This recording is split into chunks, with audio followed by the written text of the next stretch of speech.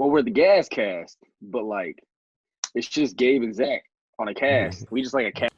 Yo, what's up, guys? This is Gabe, one half of the Gas Cast, and I am here to talk about basically the teams that we're writing off this season. Now, it actually is actually not so surprisingly, that it's not that many teams because they added basically two more teams to the playoff seeding. You know, it goes 1 through 8, and then 9 and 10. They'll have 7 through 8 go through a play-in tournament. So that keeps teams in the mix. There are teams that are in the 10th spot that would usually probably be tanking at this point in the season.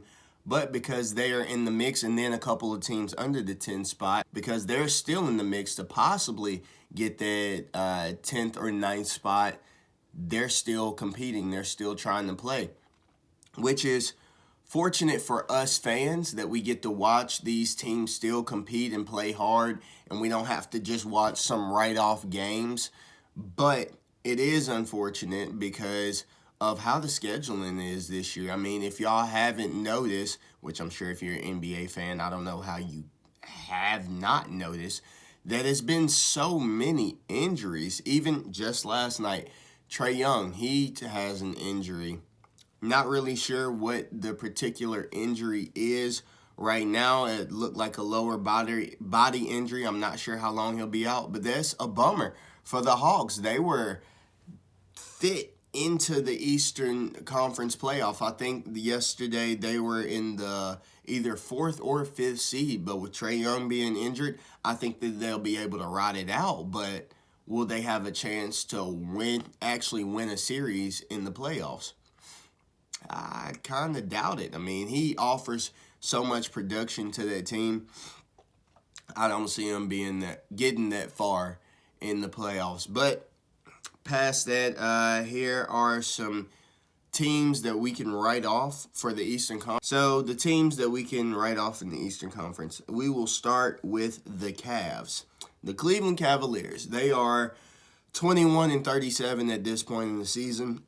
They find themselves dead last pretty much in almost every major statistical category. They're 30th in points, 23rd in field goal percentage, 29th in three-point percentage, 25th in rebounds. I mean, if you're not scoring, you can't rebound the ball, and you're just shooting up clanks. You're shooting up clanks, and you can't rebound the ball. Like, I don't know how you expect to win basketball games. So I'm not just going to belabor just the bad things about these teams. Let's talk about some of the best things for these teams. For the Cavs, they have Colin Sexton. He's averaging almost 25 points, I think 24.4 points, 48% from the field. Those are very good stats for a guard, let alone a 6'2" point guard. I mean, we knew this guy would be great coming in. Whenever he was playing at Alabama, he had a game where he was playing, I think, 3-on-5. It was kind of insane because his team, some of the players got into foul trouble, and I think some teams I think it was like a team clash, and then some guys got ejected. Either way, 3 guys on the court for his team versus 5 guys, and I think they only lost by like less than 5 points. It was absolutely insane. He was carrying a whole team on his back.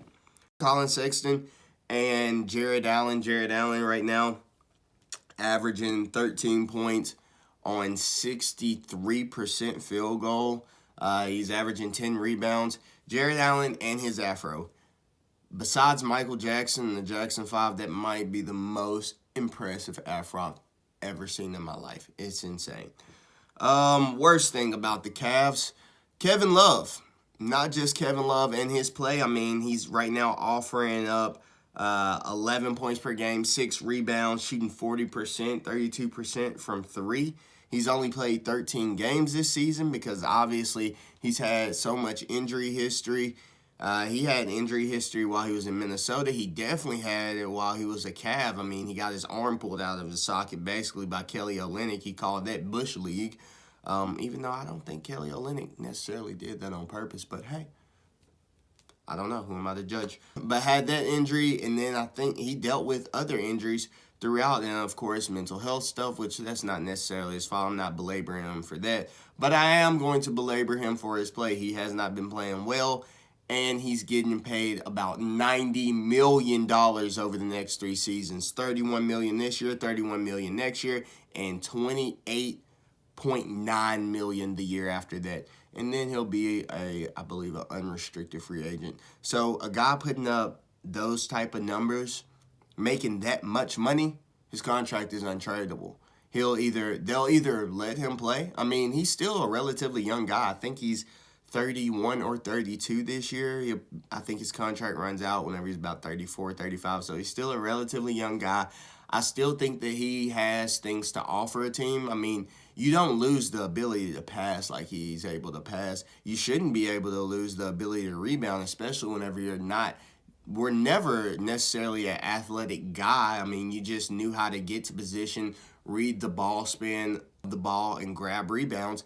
He still should be able to do that. And with Jared Allen on the other side, yes, he might take some of his rebounds, but he should be grabbing some other rebounds. So his ability to grab the rebound and do those outlet passes that he does should not be able to lose those abilities. I hope that he comes back because Kevin Love was an awesome player. Oh, on top of that, his ability to stretch the floor.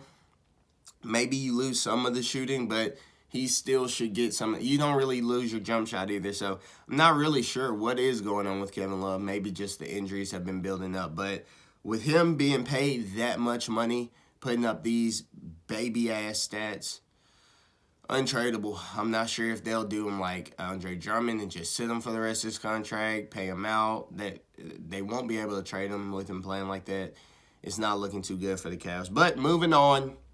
Next team, the Orlando Magic, currently 18-40, 29th in points, 30th in field goal percentage, 27th in three-point percentage, 9th in rebounds. 9th in rebounds isn't that bad. I'm not sure how many of these stats kind of belabor over from the pre-trade because they basically traded away their entire team. Vucevic went to the Bulls, Aaron Gordon went to the Nuggets, and then they got back a bunch of pieces. Early in the season, they dealt with a Markelle Fultz injury. I think he's still second in scoring on their team.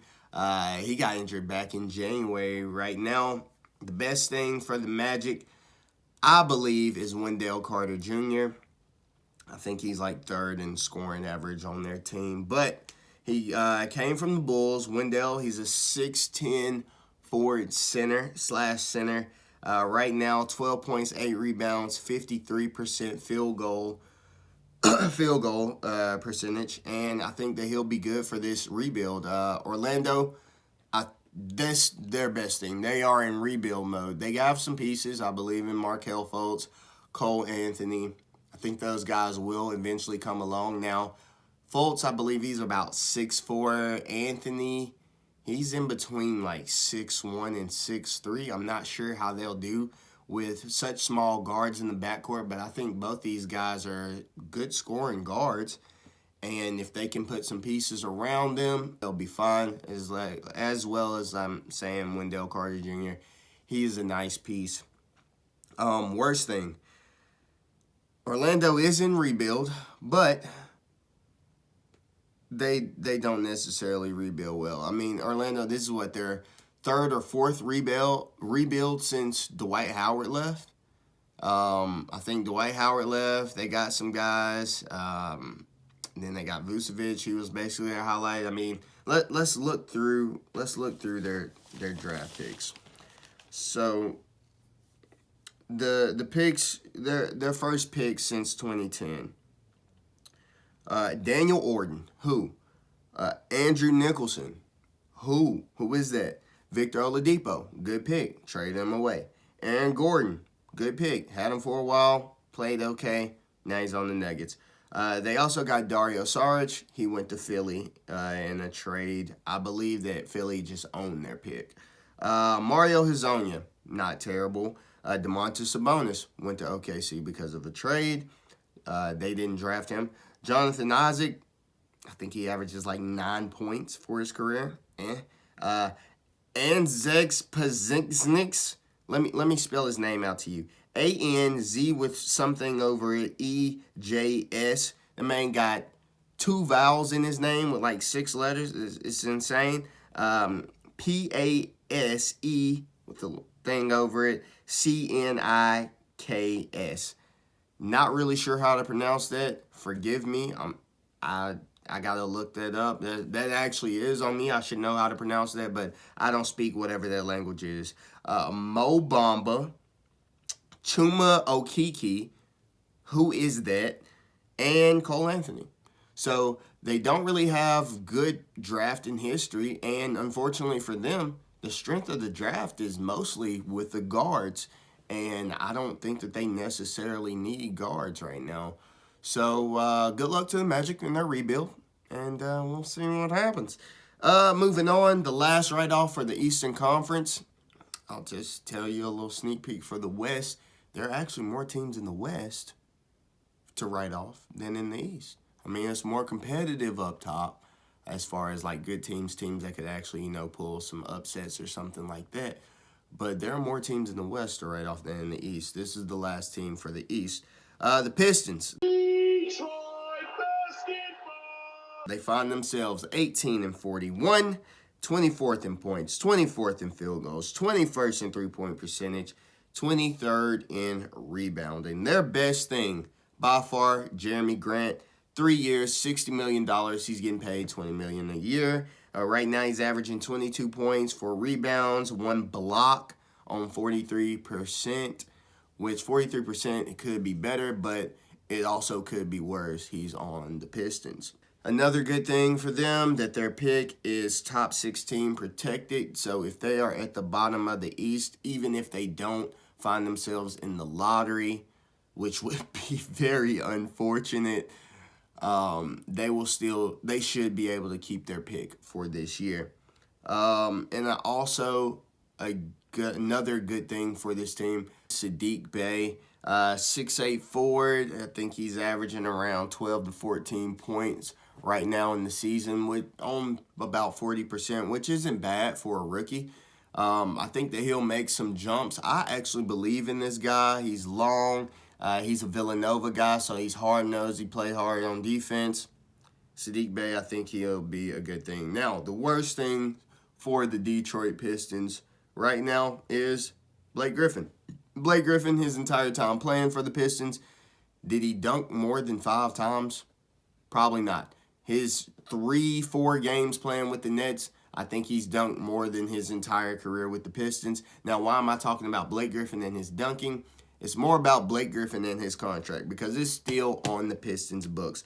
Blake Griffin, he is owed $29 million next year. $29 million against their cap.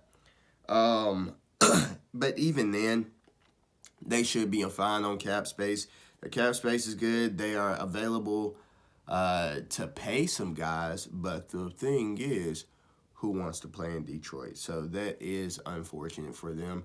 But those were my team write-offs. There are a bunch of teams that can still make it in the East. The Wizards, I think that they found themselves in the 10th spot. The Raptors, they're a game away from the 10th spot, so they could still make the playoffs.